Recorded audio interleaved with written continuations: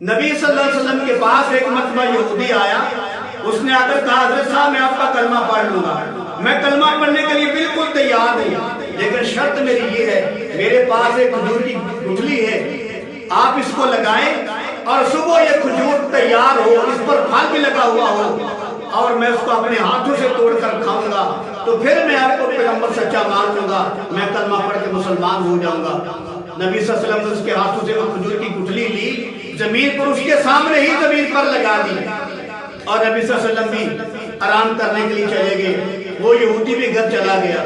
لیکن یہودی جو ہاں وہ دل کا بے ایمان تھا، دل کا منافق تھا، وہ پہلے ہی غیر مسلم تھا، وہ راتوں رات اس جگہ پہ آیا اور کھجور کی وہ گٹک وغیرہ گٹھلی وغیرہ نکال کر لے گیا اور وہ بڑا خوش تھا کہ میں نے گٹھلی نکال لی ہے، نہ رہے بانس نہ بجے بانسری، اب گٹک ہی نہیں بیج ہی نہیں تو پودا کیسا بنے گا، جب پودا نہیں بنے گا تو کھجوریں کیسے لگے گی۔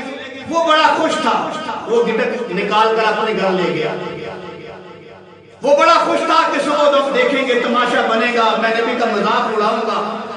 تو بہرحال جب وہ یہودی صبح آیا دیکھا تو ماشاءاللہ بڑا جو ہے وہ تنا آور پودا بنا ہوا ہے، اوپر کھجوریں لگی ہوئی ہیں، آ کر دیکھا اور حیران ہو گیا۔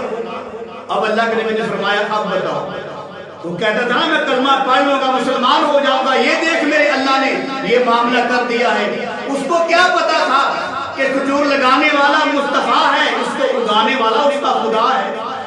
تو اللہ کے نبی نے فرمایا اب بتا، یہ جوان کھجور ہے اوپر پھل بھی لگا ہوا ہے۔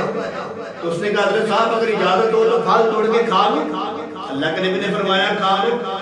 جب یہودی نے کھجور اتاری اور منہ میں ڈالی چبائی تو کہنے لگا حضرت صاحب کوئی گٹک کوئی نہیں۔ اللہ کے نبی نے فرمایا رات کو تو نکال کر نہیں لے گیا تھا، کہتا گٹک کوئی تو رات کو نکال کے لے گیا تھا۔ تو لہذا وہ یہودی پھر بھی ایمان نہ لایا۔ تو میرے عزیز بھائی یہ میرے کملی والے کے ہاتھ کی برکت تھی، جس چیز کو ہاتھ لگا دیتے تھے اللہ اس میں برکتیں ڈال دیتا تھا، اللہ اس میں رحمتیں ڈال دیتا تھا۔ تو میرے عزیز بھائی جس کو شاعر کہتا ہے حضور آئے تو سر آفرین چھپا گئی دنیا، اندھیروں سے نکل کر روشنی میں آ گئی دنیا، ستے چہروں سے رنگ اترا بجھے چہروں پہ نور آیا، حضور آئے تو انسانوں کو جینے کا شعور آیا۔